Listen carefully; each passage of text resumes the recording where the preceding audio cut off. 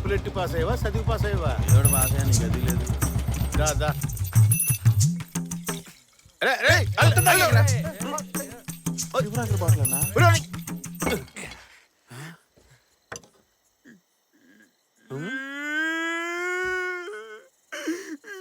ఏమైందో చెప్పలుడు. ఇన్నేళ్ళుగా కాపాడుకున్న పరువు మర్యాదలు అన్ని దొబ్బాయి. ఆ దాసుగాడు నన్ను చచ్చిన పావంటున్నాడు. ఊళ్ళో వాళ్ళందరూ వీరాని నా పేరు మర్చిపోయి కీర్తి మొగుడు అని పిలుస్తున్నారు. నాకు బతకాలనిపించట్లే మావయ్య. ఎందులోనైనా దూకి చచ్చిపోనుంది. నేనేమన్నాను రా? నీ ఫీలింగ్స్ నాకు పూర్తిగా అర్థం అవుతాయి అల్లుడు. నీకు జరిగిన అవమానాలు నాకు జరిగాయి అనుకో, నేను ఎప్పుడో రేసు చచ్చేవాడిని. మళ్ళీ చేస్తాడు. నిన్న కాకినాడ కాంతారావు ఇంటికెళ్ళి మా అల్లుడికి మీ పిల్లనిస్తావా అని అడిగాను. దానికి ఆయన ఏమన్నాడో చెప్పమంట? ఏమన్నాడు? మీ అల్లుడు బారిలో గొడవ పడతాడు, పంచాయతీలో గొడవ పడతాడు, అంతెందుకు గుళ్ళో కూడా గొడవ పడతాడు. ఎక్కడ పడితే అక్కడికి నా కూతురు వెళ్ళి ఫైటింగ్లు చేశాన్ని కాపాడలేదు, దాన్ని నేను అలా పెంచలేదు అన్నాడు. దాని అర్థం ఏంటనుకున్నావు? ఏమర్థం మావయ్య? నీ పిల్లని తోడు లేకుండా నువ్వు ఒంటరిగా ఒంటేలు కూడా పోవని అర్థం అల్లుడు.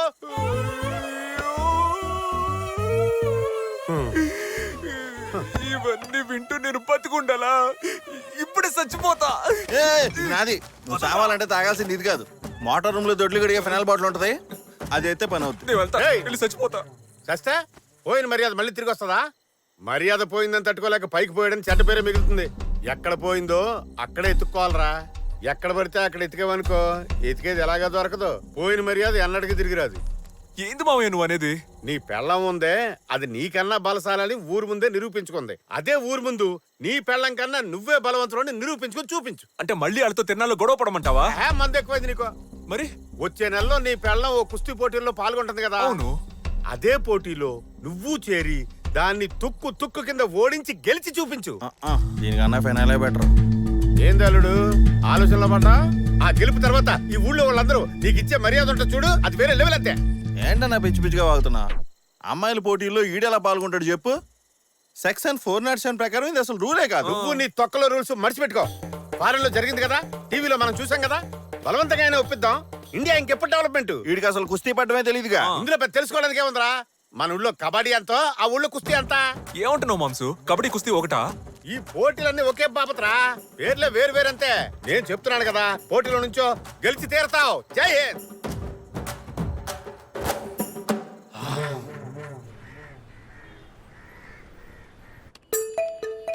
అయ్యో, చెబితే మీకు అర్థం కాదా?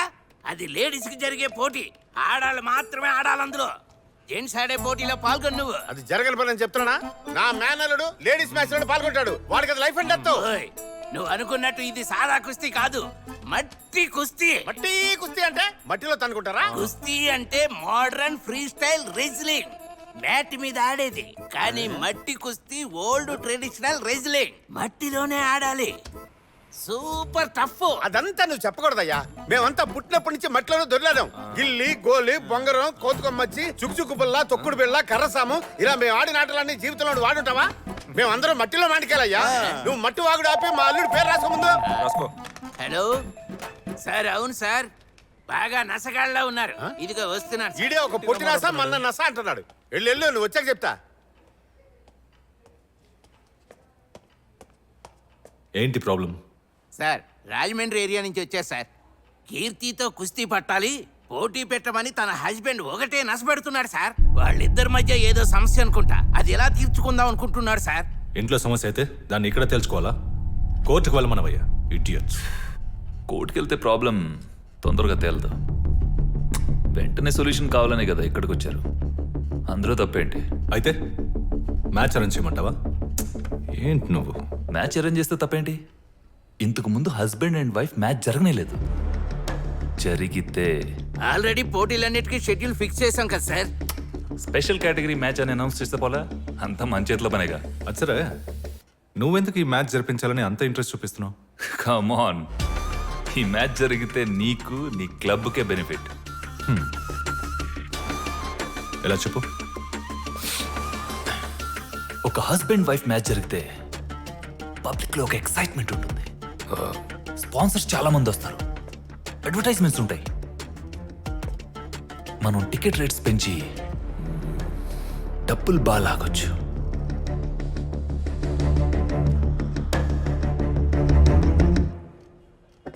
ఎండితో మాట్లాడానయ్యా.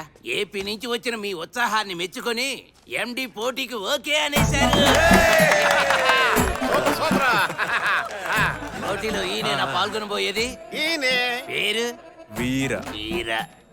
మీరు ఏపీలో రెజ్లింగ్ ఛాంపియనా? ఇక మీదే నేర్చుకోవాలి. మొదలెడదాం. అన్నయ్య కావాలనే ఇందులో పోటీ పడుతున్నాడు. ఏం తెలుసు వాడికి అసలు కుస్తీ గురించి? 20 ఏళ్లగా కుస్తీ పడుతున్నా నాకే ఇంకా కుస్తీ సరిగ్గా రాదు. ఎందుకలా డౌట్ గా చూస్తున్నావు? ఇదంతా రత్నంగాడి నాటకాలు అన్నయ్య. వాడి కోసమైనా మన అమ్మాయి ఈ పోటీలో పాల్గొని అల్లుడు గాని ఎగేసి దిగేసి కొట్టాలి.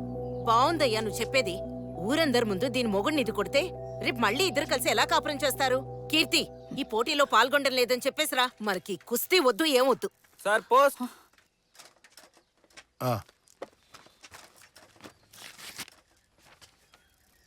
ఏంట్రా అది?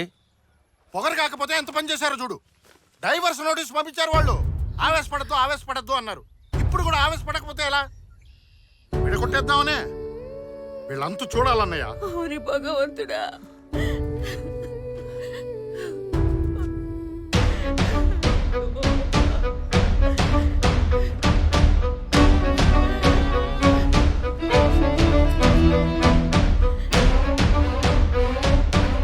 ఈ పోటీలో నేను ఖచ్చితంగా పాల్గొంటాను.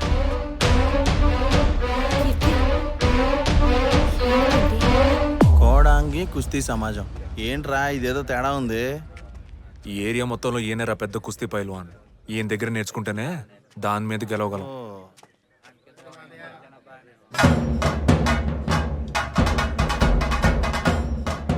ఆయనరా కోచు. కోడాంగి ఈయన అనుకుంటా, పేరు తగ్గట్టున్నాడు.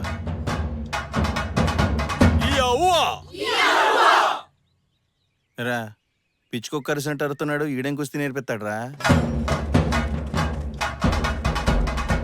ఏంట్రా నుంచుని చోట పరిగెడుతున్నారు?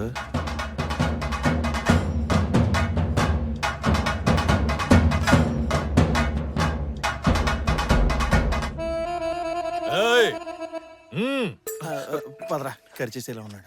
నమస్తే. ఎవర్రా కోచ్. మీరు? నేను వీరా, వీడి చట్టం. పేర్లు అడిగానా? స్టూపిడ్స్, ఎందుకు వచ్చారు ఇక్కడికి? 15 రోజుల్లో నేను మట్టి కుస్తీ నేర్చుకుని పెద్ద ఛాంపియన్ అవ్వాలి. నన్ను ఆశీర్వదించండి కోచ్. 15 రోజుల్లో నేర్చుకోవడానికి ఏదైనా పప్పు సాంబారా? కుస్తీరా? తెలుసు కోచ్. ఒక పెద్ద పోటీలో పాల్గొనడానికి పేరిచ్చాను. అందులో గెలవకపోతే నా పరువు పోద్ది కోచ్. ఇంకెక్కడ పరువు? ఎప్పుడో పోయింది. గమ్మునుండ్రా. మట్టి కుస్తీ అంటే ఏంటో తెలుసా నీకు? కబడ్డీ తెలుసు coach. Kabaddi. What is this nonsense? కుస్తీ తెలుసా అంటే తెలుసో తెలీదో చెప్పాలి. అది వదిలేసి కబడ్డీ ఆడుతున్నావు. పిచ్చా నీకు? ఈడు మంచోడే కోచ్. ఇలా మామకే కొంచెం పెచ్చ. అందుకే కబడ్డీ కుస్తీ ఒకటని చెప్పి పంపించాడు. ఆ పిచ్చోడి దగ్గర నేర్చుకోపో. కోచ్ ఆగండి coach. Coach coach please coach. నా జీవితం మీ చేతిలోనే ఉంది. అంత పెద్ద పోటీనా? ఇంత కసిగా ఉన్నావు? చెప్తాను కోచ్. నా వైఫ్ తను ఇప్పుడు అర్థమైంది. మిగతా కథ నేను చెప్తాను. నీ వైఫ్ కి హెల్త్ ప్రాబ్లం, ట్రీట్మెంట్ చేయించడానికి డబ్బులు కావాలి. అందుకని పోటీలో పాల్గొని ప్రైజ్ గెలుచుకోవాలనుకుంటున్నావు. ఏమై కరెక్ట్? అది మామకన్నా తెంగరోళ్ళ ఉన్నాడు. బయలే కనిపెట్టారు కోచ్. నా కథ కూడా షేమ్ టు షేమ్. నా వైఫ్ ట్రీట్మెంట్ కోసం కుస్తీ పోటీలో పాల్గొని ప్రైజ్ గెలుచుకున్నాను. I'm very proud of you. నేను నీకు కుస్తీ నేర్పిస్తాను. థ్యాంక్ యూ రేపే కోచ్. వచ్చి జాయిన్ అయిపో.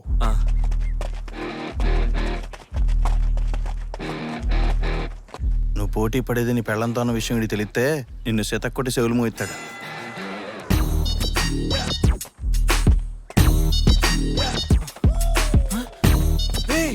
నువ్వు ఇక్కడేం చేస్తున్నావురా? నేను ఎప్పుడో జాయిన్ అయ్యా, నువ్వు వెళ్ళాటు. భర్తల భద్రతా సంఘంలో నేను చేరినట్టు నా పెళ్ళానికి తెలిసిపోయింది. ఆఫీస్ లో అందరి ముందు లెఫ్ట్ రైట్ వాయించింది. అందుకే ఇక్కడికి వచ్చా.